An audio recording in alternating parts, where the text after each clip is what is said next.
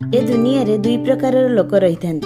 गोटे जे एका रहिबारे भय करे और अन्य जनक जे एका ही प्रसन्न थाए। आत्मनिर्भरता ही सबुठारु बड़ शक्ति, कारण जे स्वयं संपूर्ण से केबे एका अनुभव करे नहीं। जीवनर सबुठारु बड़ विरोधाभास यह जे आमे समस्ते खुशी रे रहिबा पई चिंतित रहू, किंतु प्रकृत खुशी ताकू मिली थाए जे सत्य को बुझी पारे।